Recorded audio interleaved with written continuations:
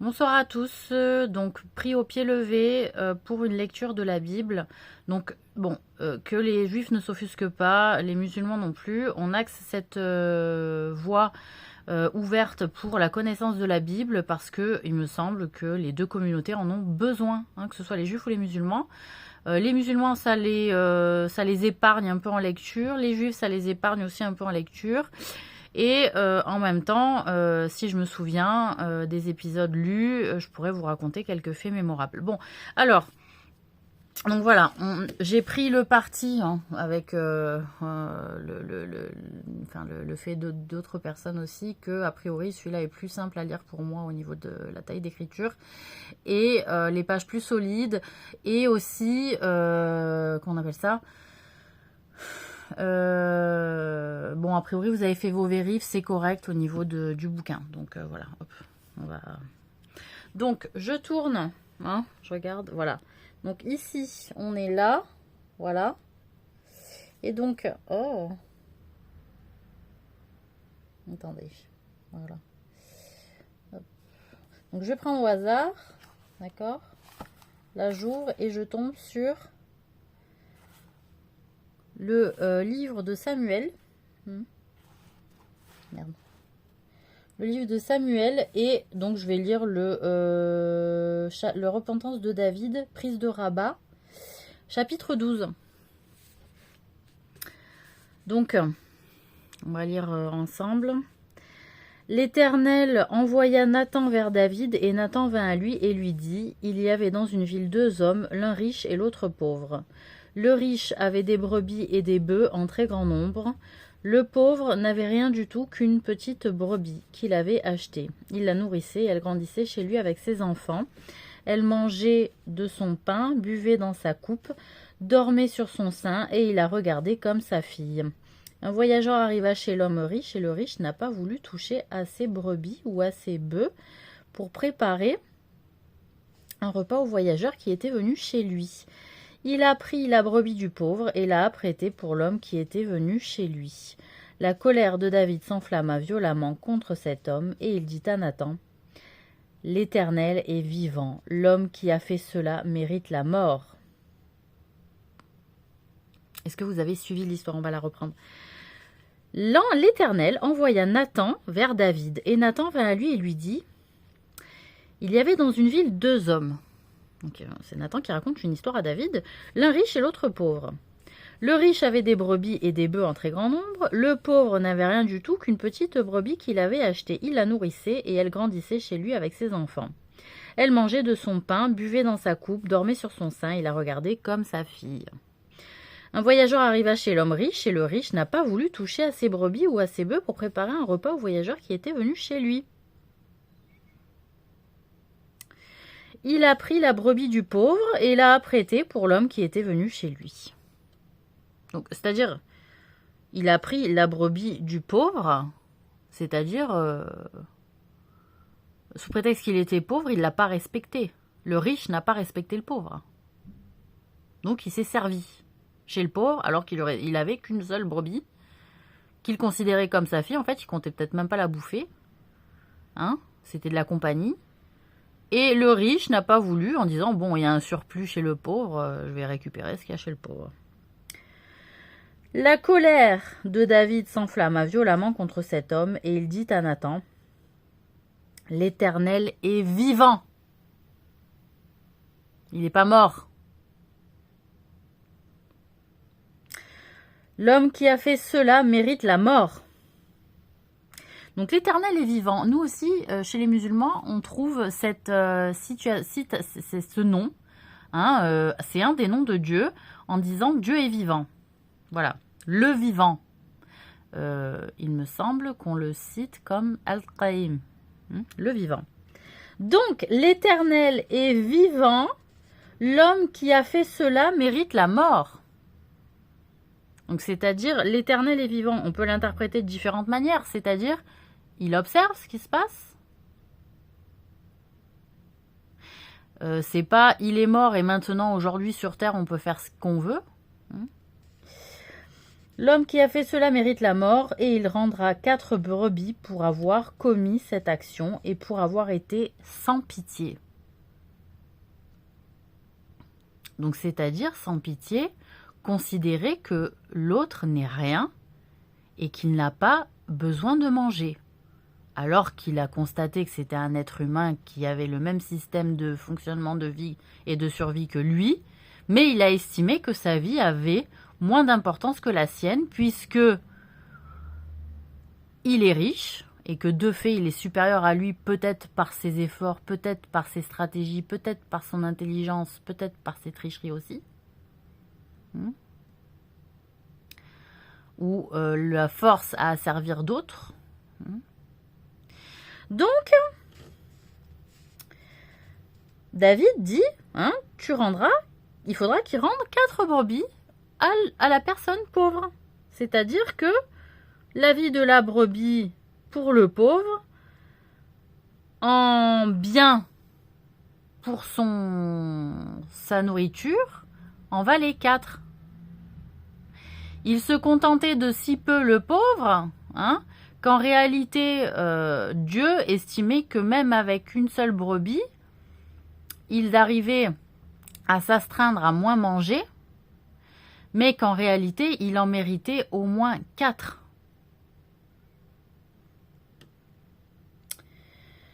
Pour l'effort de jeûne aussi que cet homme devait sûrement avoir l'habitude de faire. Donc je vais allumer la lumière parce que là on n'y voit plus rien. Voilà. Donc, hop, et il rendra 4 brebis. Bon, Nathan dit à David, tuez cet homme-là. Et Nathan dit à David, mais tuez cet homme-là. Tuez celui qui a pris aux pauvres, alors que tu avais déjà de la richesse. Ainsi parle l'Éternel, le Dieu d'Israël. Je t'ai oint pour roi d'Israël, et je t'ai délivré de la main de Saül. Je t'ai mis... Donc là, ça veut dire que c'est un envoyé de Dieu qui vient faire un rappel à David. Je t'ai mis en possession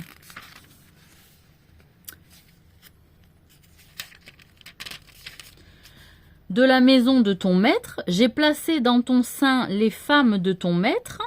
Et je t'ai donné la maison d'Israël et de Juda. Et si cela eût été peu, j'y aurais encore ajouté. Pourquoi donc as-tu méprisé la parole de l'Éternel en faisant ce qui est mal à ses yeux? Tu as frappé de l'épée Uri, le Héthien. Tu as pris sa femme pour en faire ta femme. Et lui, tu l'as tué par l'épée des fils d'Amon.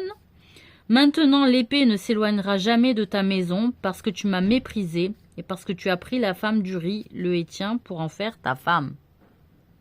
Ainsi parle l'Éternel, voici, je vais faire sortir de ta maison le malheur contre toi, et je vais prendre sous tes yeux tes propres femmes pour les donner à un autre qui couchera avec elles à la vue de ce soleil. Donc en plein jour. Devant tout le monde, car tu as agi en secret, et moi je ferai cela en présence de tout Israël et à la face du soleil. David dit à Nathan, j'ai péché contre l'Éternel, et Nathan dit à David, l'Éternel pardonne ton péché, tu ne mourras point, mais parce que tu as fait blasphémer les ennemis de l'Éternel en commettant cette action, le fils qui t'est né mourra. Et Nathan s'en alla dans sa maison. L'Éternel frappa l'enfant que la femme d'Uri avait enfanté à David, et il fut dangereusement malade. David pria Dieu pour l'enfant et jeûna, et quand il rentra, il passa la nuit couché par terre. Les anciens de sa maison insistèrent auprès de lui pour le faire lever de terre, mais il ne voulut point, et il ne mangea rien avec eux. Le 7e jour, l'enfant mourut. Les serviteurs de David craignaient de lui annoncer que l'enfant était mort, car ils disaient « Voici, lorsque l'enfant vivait encore, nous lui avons parlé, et il ne nous a pas écoutés. Comment oserons-nous lui dire l'enfant est mort ?» Donc là, on est dans un épisode en fait où David a été puni puisqu'il avait déjà des richesses, puisqu'il avait déjà des maisons, puisqu'il avait déjà des femmes, de prendre d'autres femmes à d'autres, de les tuer sans ordre de Dieu, sans avoir été agressé en prenant lieu et demeure de la richesse d'un autre est un péché. Et il y a été rappelé et il a été frappé de plein fouet par un mal qui l'a rendu malade et qui a fait mourir l'enfant qui est sorti du ventre de la femme dont il avait tué le mari. Donc, les serviteurs de David craignaient de lui annoncer que l'enfant était mort, car ils disaient « Voici, lorsque l'enfant vivait encore, nous lui avons parlé, et il ne nous a pas écoutés. Comment oserons-nous lui dire l'enfant est mort? Il s'affligera bien davantage. » David aperçut que ses serviteurs parlaient tout bas, et il comprit que l'enfant était mort, et il dit à ses serviteurs « L'enfant est-il mort ?» Ils lui répondirent « Il est mort. » Alors David se leva de terre, il se lava, soignit, donc soignit, soindre, se oindre d'huile, et changea de vêtements ou de parfum, ou de huile parfumée en réalité. Puis il alla dans la maison de l'Éternel et se prosterna. De retour chez lui, il demanda qu'on lui servît à manger. Il mangea. Ses serviteurs lui dirent « Que signifie ce que tu fais? Tandis que l'enfant vivait, tu jeûnais et tu pleurais, et maintenant que l'enfant est mort, tu te lèves et tu manges. » Et il répondit « Lorsque l'enfant vivait encore, je jeûnais et je pleurais, car je disais « Qui sait si l'Éternel n'aura pas pitié de moi et si l'enfant ne vivra pas? Et maintenant qu'il est mort, pourquoi jeûnerais-je? Puis-je le faire revenir? J'irai vers lui, mais il ne reviendra pas vers moi. » Voilà. Donc après, j'irai vers lui, il ne reviendra pas vers moi. David consola Bathsheba, sa femme, et il alla auprès d'elle et coucha avec elle. Elle enfanta un fils qu'il appela Salomon et qui fut aimé de l'Éternel. Il le remit entre les mains de Nathan le prophète, et Nathan lui donna le nom de Jédidja à cause de l'Éternel. Mais en réalité, là on a un épisode où effectivement les serviteurs, ils observent leur maître et ils disent « Tu étais pas bien alors que l'enfant vivait, une fois qu'il est mort, tu vas mieux. » Mais en fait, ça avait été annoncé cette dette-là, et en réalité, quand on est éprouvé, une fois la dette payée à Dieu, ça y est, c'est bon, on peut passer à autre chose. Donc Joab, qui assiégeait Rabat des fils d'Ammon, s'empara de la ville royale et envoya des messagers à David pour lui dire « J'ai attaqué Rabat et je me suis déjà emparé de la ville des eaux. Rassemble maintenant le reste du peuple, campe contre la ville et prends-la, de peur que je ne la prenne moi-même et que la gloire ne m'en soit attribuée. » David rassembla tout le peuple et marcha sur Rabat. Il attaqua et s'en rendit maître. Il enleva la couronne de dessus la tête de son roi. Elle pesait 1 talent d'or et était garnie de pierres précieuses. On la mit sur la tête de David, qui emporta de la ville un très grand butin. Il fit sortir les habitants, et il les plaça sous des scies, des herses de fer et des haches de fer, et il les fit passer par des fours à briques. Il traita de même toutes les villes des fils d'Ammon. David retourna à Jérusalem avec tout le peuple. Bon, là on a un épisode de guerre et de prise de ville à des polythéistes. Alors, hop. Donc, je me repositionne avec la Bible, je ferme, voilà, hop, et j'ouvre, je vais essayer d'aller sur le... Chaque fois, je tombe sur Ézéchiel. Alors, attendez, parce que je vais essayer d'aller sur le Nouveau Testament. Voilà, comme ça, il y en a pour tout le monde. Hop.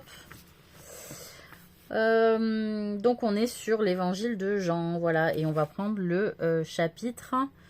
18, du coup, arrestation de Jésus et reniement de Pierre. Ah, il y a la prière sacerdotale, ça n'a pas l'air mal aussi en chapitre 17. Donc, on verra. On va voir sur l'arrestation de Jésus, reniement de Pierre, chapitre 18, évangile de Jean. Lorsqu'il eut dit ces choses, Jésus alla avec ses disciples de l'autre côté du torrent du Cédron, où se trouvait un jardin dans lequel il entra, et ses disciples. Judas qui le livrait connaissait ce lieu, parce que Jésus et ses disciples s'y étaient souvent réunis. Judas donc, ayant pris la cohorte et des huissiers qu'envoyèrent les principaux sacrificateurs et les pharisiens, vint là avec des lanternes, des flambeaux et des armes. Jésus, sachant tout ce qui devait lui arriver, s'avança et leur dit « Qui cherchez-vous » Ils lui répondirent « Jésus de Nazareth ». Jésus leur dit « C'est moi ». Et Judas qui le livrait était avec eux. Et lorsque Jésus leur eut dit « C'est moi », ils reculèrent et tombèrent par terre. Il leur demanda de nouveau « Qui cherchez-vous » Et ils dirent « Jésus de Nazareth ». Jésus répondit « Je vous ai dit que c'est moi. Si donc c'est moi que vous cherchez, laissez aller ceci. » Il dit cela afin que s'accomplît la parole qui avait dite « Je n'ai perdu aucun de ceux que tu m'as donnés ». Simon-Pierre, qui avait une épée, la tira, frappa le serviteur du souverain sacrificateur et lui coupa l'oreille droite. Ce serviteur s'appelait Malchus. Jésus dit à Pierre « Remets ton épée dans le fourreau, ne boirai-je pas la coupe que le Père m'a donnée à boire ?» La cohorte, le tribun et les huissiers des Juifs se saisirent alors de Jésus et le lièrent. Ils l'emmenèrent d'abord chez Anne, car il était le beau-père de Caïphe, qui était souverain sacrificateur cette année-là. C'est vrai, on avait voulu trouver de l'aide chez Anne.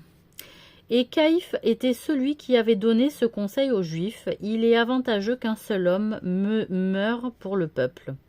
Simon-Pierre, avec un autre disciple, suivait Jésus.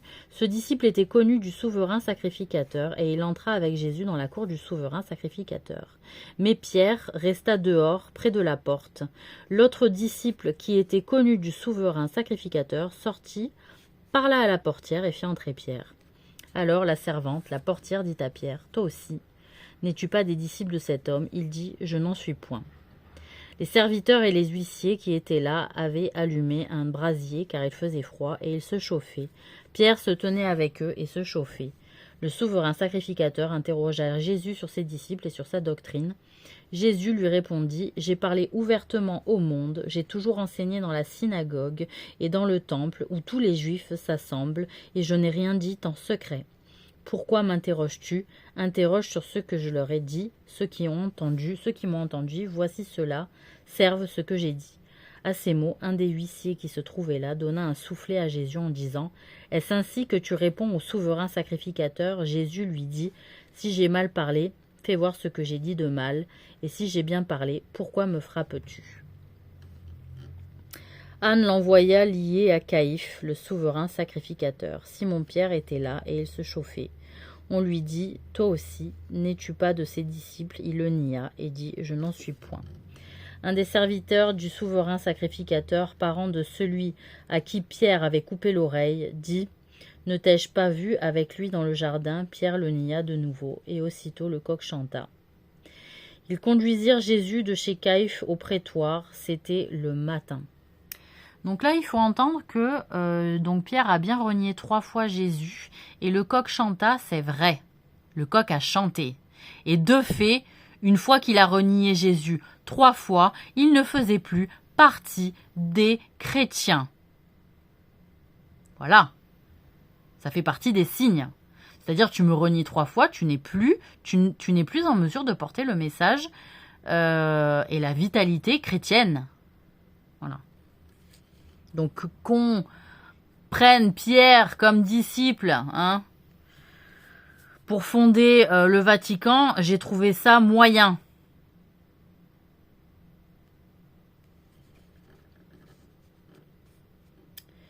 Bon. Donc, ils conduisirent Jésus de chez Caïphe au prétoire. C'était le matin. Ils n'entrèrent point eux-mêmes dans le prétoire afin de ne pas se souiller et de pouvoir manger la Pâque. Oui, Anne, elle avait un certain pouvoir à cette époque dans cette région et on était allé chercher prêter moins fort. Enfin, on était allé chercher de l'aide pour voir si elle pouvait se positionner à la faveur de Jésus. Voilà. Donc, non, en fait, elle défendait plutôt la partie polythéiste, sacrificielle. Donc, ils n'entrèrent point eux-mêmes dans le prétoire afin de ne pas se souiller et de pouvoir manger la Pâque. Pilate sortit donc pour aller à eux et il dit « Quelle accusation portez-vous contre cet homme ?» Ils lui répondirent « Si ce n'était pas un malfaiteur, nous ne l'aurions pas livré. » Sur quoi Pilate leur dit « Prenez-le vous-même et jugez-le selon votre loi. » Il parle aux Juifs. Pilate, c'est le Romain, le chef romain, le gouverneur romain. Les Juifs lui dirent « Il ne nous est pas permis de mettre une personne à mort. » Parce qu'en réalité, ils n'avaient pas le droit de mettre à mort et ils n'avaient pas le droit de se défendre, en fait, de se battre. Pas de se battre, voilà. Donc c'était toute la complexité, voilà. Donc il fallait les protéger. C'était afin que s'accomplît la parole que Jésus avait dite lorsqu'il indiqua de quelle mort il devait mourir. Pilate rentra dans le prétoire, appela Jésus et lui dit « Es-tu le roi des Juifs ?» Jésus répondit « Est-ce de toi-même que tu dis cela, ou d'autres te l'ont dit de moi ?» C'est-à-dire, est-ce que franchement je suis le roi des Juifs quand on voit comment les Juifs me traitent? D'où tiens-tu cette information-là, Pilate? Pilate répondit « Moi suis juif. Ta nation et les principaux sacrificateurs t'ont livré à moi. Qu'as-tu fait? Mon royaume n'est pas de ce monde, répondit Jésus. Si mon royaume était de ce monde, mes serviteurs auraient combattu pour moi afin que je ne fusse pas livré aux Juifs. Mais maintenant, voilà, donc il y a bien un royaume ailleurs, selon les dires de Jésus, selon la parole de Jésus. Mais maintenant, mon royaume n'est point d'ici-bas. Pilate lui dit, tu es donc roi. Jésus répondit, tu le dis, je suis roi, je suis né et je suis venu dans le monde pour rendre témoignage à la vérité. Donc, en gros, c'est le Romain qui le considère plus comme roi que les Juifs eux-mêmes. Quiconque est de la vérité écoute ma voix. Pilate lui dit, qu'est-ce que la vérité? Après avoir dit cela, il sortit de nouveau pour aller vers les Juifs et il leur dit, je ne trouve aucun crime en lui. Pourquoi vous voulez le mettre à mort? Je n'ai trouvé aucun crime en tant qu'arbitre romain et entre vous. Mais, comme c'est parmi vous une coutume que je vous relâche quelqu'un à la fête de Pâques, vous l'entendez celle-là? Mais, comme c'est parmi vous, selon la coutume juive, que je vous relâche quelqu'un à la fête de Pâques, dont vous allez faire sacrifice. Voulez-vous... non, pardon. Pas du tout. C'était ça l'histoire. Mais comme c'est une coutume que je vous relâche quelqu'un à la fête de Pâques, donc il me semble qu'il fallait relâcher un prisonnier à la fête de Pâques. Relâcher un prisonnier juif à la fête de Pâques. Voilà, c'était une coutume chez les Romains de relâcher quelqu'un de juif à la fête de Pâques. Mais... ils ont choisi quelqu'un d'autre que Jésus. Que je vous relâche quelqu'un à la fête de Pâques, voulez-vous que je vous relâche le roi des Juifs? Alors de nouveau, tous s'écrièrent non pas lui, mais Barabbas. Or Barabbas était un brigand. Bon, voilà. Donc, on est à 22 minutes. On va en faire un troisième. Mais... alors, tiens, j'ai ouvert au hasard, je suis tombée, tiens, sur le livre de Nahum. Nahum, la gloire d'Israël, chapitre, la gloire d'Israël. Bon, bah tiens, on va lire ça. Voici sur les montagnes les pieds du messager qui annonce la paix. Célèbre tes fêtes, Judas, accomplis tes vœux, car le méchant ne passera plus au milieu de toi. Car le méchant ne passera plus au milieu de toi. Il est entièrement exterminé. Le destructeur marche contre toi. Garde la forteresse. Donc le destructeur marche contre toi, c'est-à-dire le diable. Garde ta forteresse, veille sur la route, affermis tes reins. Donc, garde la forteresse, c'est-à-dire sois gardien de Jérusalem. Veille sur la route, c'est-à-dire fais attention à tes chemins, car ils sont sinueux, difficiles et qu'il faut veiller à son âme. Affermis tes reins, donc c'est-à-dire ne couche pas de ci, de là tout le temps et trop rapidement. Recueille, enfin abstiens-toi en fait de coucher, voilà, plus, voilà. Recueille toute ta force, garde toute ta force en ton être. Car l'Éternel rétablit la gloire de Jacob et la gloire d'Israël, sachant que Israël, c'est un prophète, c'est une personne, c'est pas un pays au départ, d'accord? Un prophète Israël, voilà. Parce que les pillards les ont pillés et ont détruit leurs ceps. Leurs cep? C'est quoi, leur vigne? Car l'Éternel rétablit la gloire de Jacob et la gloire d'Israël parce que les pillards les ont pillés et ont détruit leurs cep. Avec un S. Les boucliers de ces héros sont rouges. Les boucliers de ces héros sont rouges. Les guerriers sont vêtus de pourpre. Avec le fer qui étincelle, apparaissent les chars au jour qu'il a fixé pour la bataille, et les lances sont agitées. Les chars s'élancent dans la campagne, se précipitent sur les places. À les voir, on dirait des flambeaux. Ils courent comme des éclairs, il se souvient de ces vaillants hommes, mais ils chancellent dans leur marche. On se hâte vers les murs et l'on se prépare à la défense. Mystérieux, hein, ce petit bout de chapitre.